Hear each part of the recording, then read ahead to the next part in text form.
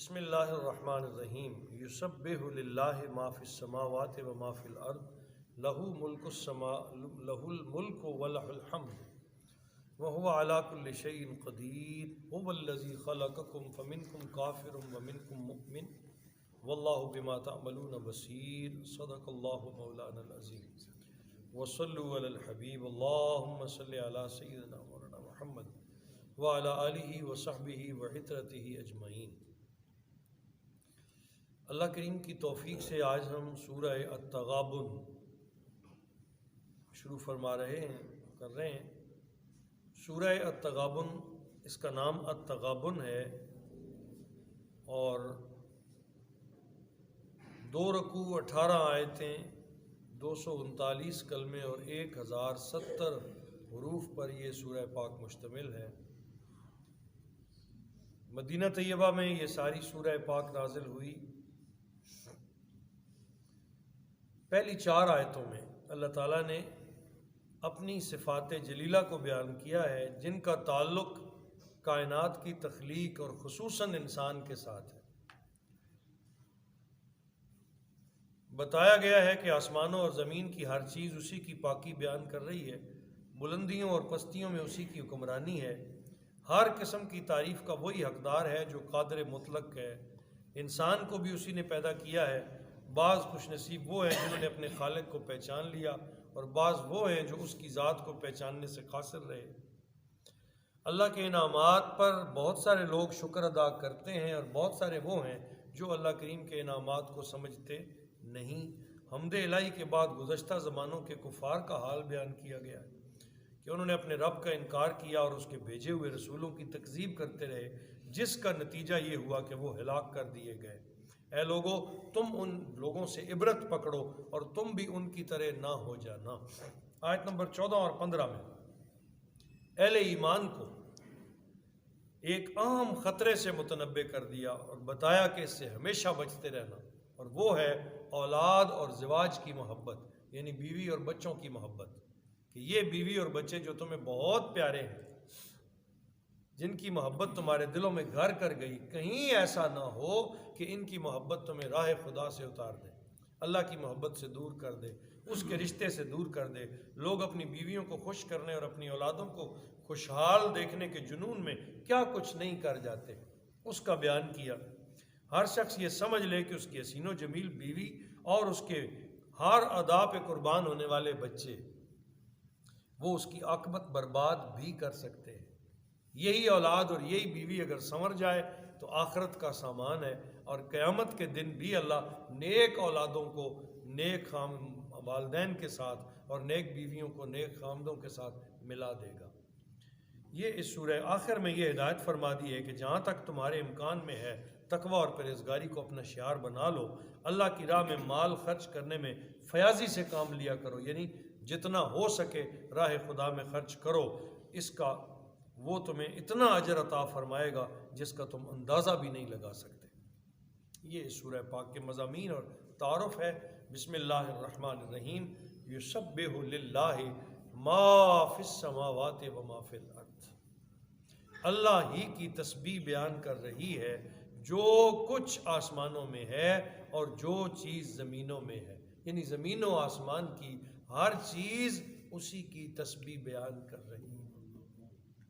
اس میں نباتات بھی شامل ہیں، اس میں جمادات بھی شامل ہیں، شجر و حجر بھی شامل ہیں، انسان بھی شامل ہے، نوری ناری سارے شامل ہیں۔ جو کچھ زمین و آسمان میں ہے سب اس کی تسبیح بیان کرتا ہے۔ لہ الملک، اسی کی حکومت ہے، وَلَهُ الْحَمْدُ، اور ساری تعریفوں کے لائق بھی اسی کی ذات گرامی ہے۔ کوئی جانے تب بھی، کوئی نہ جانے تب بھی، کوئی سمجھے تب بھی، کوئی نہ سمجھے تب بھی، ساری تعریفوں کے لائق اللہ کی ذات گرامی ہے۔ وَهُوَ عَلَىٰ كُلِّ شَيْءٍ قدیر، اور وہ ہر چیز پر پوری قدرت رکھنے والا ہے۔ اس کی طاقت کو کوئی چیلنج نہیں کر سکتا، اسے اس کی طاقت کسی نے عطا نہیں دی نہیں، وہ سب ذاتی قوتوں کا مالک ہے۔ هُوَ الَّذِي، اللہ وہی ہے، خَلَقَكُم، جس نے تمہیں پیدا فرمایا، فَمِنْكُمْ كَافِرٌ، پس بہت سے ہیں جو کافر ہو گئے، وَمِنْكُمْ مُؤْمِنٌ، اور بہت سے ہیں تم میں سے جو مومن ہیں۔ پیدا سب کو اسی نے کیا ہے، بنایا سب کو اسی نے۔ بہت ایسے ہیں جنہوں نے نہیں مانا، بہت سے وہ ہیں جنہوں نے مان لیا، جو اللہ کے ہو گئے۔ واللہ بما تعملون بصیر، اور اللہ تعالیٰ جو تم کرتے ہو اسے دیکھنے والا ہے۔ یہ فرما کے انسان کو متنبع کیا، آگاہ فرمایا کہ تیرا کوئی عمل تیرے رب کی دسترس سے دور نہیں۔ یہ مت سمجھنا تمہیں کوئی دیکھ نہیں رہا، وہ تمہاری ان لمحات کو بھی جانتا ہے جن کو شاید تم خود بھی نہیں جانتے، جن کا تمہیں خود بھی ادراک نہیں، وہ ان لمحوں کی بھی خبر رکھتا ہے۔ نہ چاہتے ہوئے، نہ جانتے ہوئے تم نے بہت سارے اعمال ایسے کر دیے ہیں جو خیر والے ہیں، اور نہ چاہتے نہ جانتے ہوئے بہت سارے اعمال ایسے کر بیٹھے ہو جو نہیں کرنے چاہیے تھے، تمہیں خبر نہیں ہے، تمہارا رب اسے بھی جانتا ہے۔ خلق السماوات والارض، اسی نے پیدا فرمایا ہے زمینوں کو، اسی نے پیدا کیا ہے آسمانوں کو، بالحق کے حق کے ساتھ، وصورکم، اور اسی نے تمہاری صورتیں بنائی، فاحسن صورکم، تو کتنی خوبصورت بنا ڈالی، اسی نے تمہاری صورت گری کی اور کتنی خوبصورت صورت گری فرمائی، کس قدر تمہیں خوبصورت بنایا۔ پیر صاحب نے بڑی پیاری باتیں یہاں لکھی ہیں، کہتے ہیں آپ کو تسلیم کرنا پڑے گا کہ اسے ایسا ہی ہونا چاہیے تھا انسان کو جیسا اللہ نے بنا دیا ہے۔ چیونٹی کا ننھا سا جسم، اس کی باریک باریک ٹانگیں اور اس کے بقیہ جسم کی ساخت ایسی ہی ہونی چاہیے تھی جیسی ہے۔ ہاتھی کا یہ بھاری بھرکم جسہ، اس کی موٹی موٹی ٹانگیں، اس کی بڑی بڑی آنکھیں، اس کے چوڑے چوڑے کان اور اس کی لمبی سوراخ دار سونڈ ایسی ہی ہونی چاہیے تھی جیسی ہے۔ انسان اپنی ذات کی طرف خود غور کرے، سمجھ جائے کہ اللہ کی ذات سے بڑھ کے بڑا کوئی انجینئر نہیں۔ اس نے کارخانہ قدرت میں تمہیں جس طرح تخلیق کیا ہے، جیسے تمہیں بنایا ہے، ذرا غور تو کرو کتنا خوبصورت بنایا ہے۔ اس انسان کا قد، اس کے ہاتھ، اس کے بازو کتنے متناسب ہیں۔ اگر 5 کی بجائے ہاتھ کی انگلیاں 7 ہوتی یا 4 ہوتی تو کیا ہوتا؟ کبھی سوچا، کبھی غور کیا؟ تمہارے کام خوبی سے انجام نہ دیے جا سکتے، پھر اس کے چاند سے چہرے کی طرف تو دیکھو، آنکھیں، کان، ناک، منہ کتنے کرینے سے سجائے گئے۔ ایک آنکھ کو تھوڑا سا ایک طرف کر دے تو انسان کی شکل ہی بگڑ جاتی، کان اپنی جگہ سے تھوڑا سا آگے ہو جائے تو کیسے لگو گے؟ کبھی غور کیا آپ نے؟ ان میں سے کسی کو آگے پیچھے یا اوپر نیچے کر کے تصور تو کرو کتنی خوفناک اور بھیانک صورت رونما ہو جاتی۔ پھر صرف اس کا ظاہری حسن ہی نہیں، ظاہری دلکشی نہیں، اس رب نے اس کو باطن بھی بڑا خوبصورت عطا فرمایا، اخلاق کی قوتیں عطا فرمائی، سوچنے اور سمجھنے کے شعور نصیب فرمائے۔ اسی انسان کو یہ طاقت دے دی کہ وہ پہاڑوں کے اندر سے خزانے نکال کے لے آئے، اسی انسان کو وہ طاقت عطا کر دی کہ لوہے کو اپنے ہاتھ میں موم کرے اور جیسے چاہے بنا ڈالے۔ کیا کیا نہیں بنا دیا۔ ہم غریوال سیمنٹ میں رہتے ہیں نا، اسی ایک کارخانے کو دیکھ لیں، اب ویکیوم کے ذریعے ہم جو کچھ کر رہے ہیں، ایک پریشر کے ذریعے جو کچھ کیا جا رہا ہے، اور یہ WHR پیچھے ایک پلانٹ لگا تھا، آپ اسے دیکھتے ہیں کس طرح سے ایک انرجی کو لے کے اس کے ساتھ آگے بجلی جنریٹ کر لی۔ تو یہ کس نے شعور دیا؟ کیا انسان نے خود کر لیا؟